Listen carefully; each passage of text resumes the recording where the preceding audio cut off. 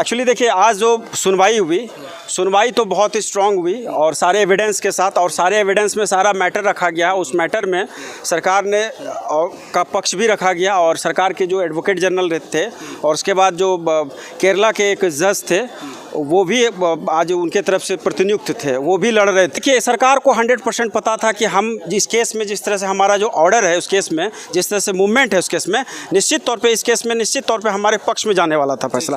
लेकिन सरकार भी भारी दबाव में है और आपको मैं बता दूं कि 12 जुलाई के पहले हो सकता है सरकार का भी कुछ ना कुछ स्टैंड हो सकता है कि इनकी पार्टी ही टूट के बिखर जाए, ये भी हो सकता है। ये जो आज जो जितना भी एविडेंस था, सारा एविडेंस हम लोगों ने लगाया थे और उधर से भी जो ऑर्डर आया है उसमें उनका जो पक्ष था, पीके शाही एकदम बोलने में वो रहे।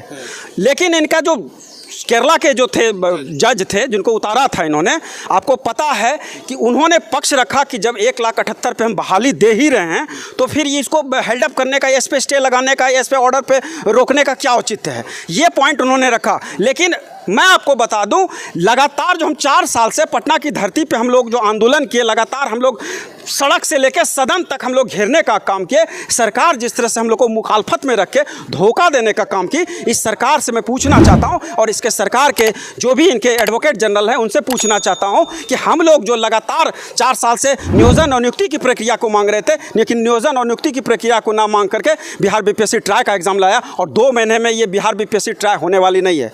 इस बात को समझिए, इस बात को भी समझना होगा कि इस लड़ाई को हम लोग छोड़ने वाले नहीं हैं। हम लोग रणनीति बना रहे हैं और रणनीति आज हो सकता है कि आज शाम तक में हम लोग क्लियर कर दें जो भी होगा इसका मूवमेंट। इस लड़ाई को हम सुप्रीम कोर्ट में कहीं ना कहीं फिर चुनौती देंगे, इस बात को समझिए। और सुप्रीम कोर्ट के बाद फिर यह हाई कोर्ट के पटल पे ही आएगा अर्जेंट मेंशनिंग में।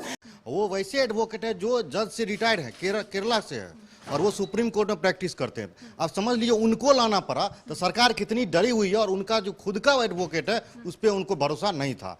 तो ये हम लोग लड़ेंगे, हम लोग भाई रुकने वाले नहीं है। हम लोग अगर लगेगा कि सुप्रीम कोर्ट भी जाएंगे, जिस तरह से जातिगत जनगणना हुई थी और सुप्रीम कोर्ट से आदेश आया जो हाई कोर्ट को जल्द से जल्द इस पर सुनवाई करने के लिए, उसी तरह से हम लोग सुप्रीम कोर्ट की तरफ मूव करेंगे। और सुप्रीम कोर्ट अगर आदेश देती है हाई कोर्ट को, जल्द से जल्द इस पर डिसीजन आए, क्योंकि ये गंभीर मुद्दा है। लगातार 4 साल से हम लोग पटना की सड़कों पे प्रदर्शन किए और सरकार लगातार कहती है कि अगले महीना आपकी बहाली प्रक्रिया शुरू हो जाएगी, लेकिन आप देखिएगा बहाली हम लोग का अभी तक नहीं हुआ है। और जहां तक हम लोग को नियुक्ति पत्र मिलना चाहिए था तो ये एडमिट कार्ड थमा दिए, बीपीएससी के माध्यम से परीक्षा की बात कर दी गई है और डोमिसाइल नीति लागू किया गया था। उस डोमिसाइल नीति को अचानक से खत्म कर देना, हम लोग कहीं न कहीं परीक्षा को एक्सेप्ट कर लिए थे सभी शिक्षक के अभ्यर्थी, लेकिन एक डोमिसाइल नीति लागू करके उसको पुनः खत्म कर देना ये काफी दुर्भाग्यपूर्ण है। इससे पता चलता है मुख्यमंत्री जी और तेजस्वी जी बिहार के शिक्षक अभ्यर्थियों के प्रति कितना गंभीर है, ये स्पष्ट पता चल रहा है। आप देख लीजिए, बगल में आमोद किंदवार जी हैं, ये भी लगातार इनको 1 महीना 10 दिन सलाखों के पीछे रखा, इनके ऊपर में 4 धाराएं लगाए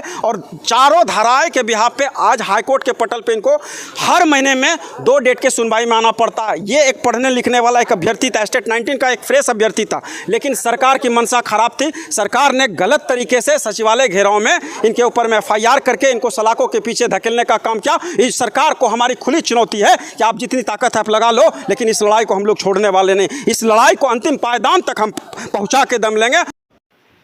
अगर आपको वीडियो अच्छी लगी है तो इसको लाइक करें, ज़्यादा से ज़्यादा शेयर करें, चैनल को सब्सक्राइब करें और टेलीग्राम पे हमारा एक ग्रुप है सीटेट स्टेट 2023 आंदोलन के नाम से, उसका लिंक इसी चैनल के अबाउट सेक्शन में दिया हुआ है। उस पर क्लिक करके आप टेलीग्राम ग्रुप को ज्वाइन कर ले और इस आंदोलन को और मजबूत करें।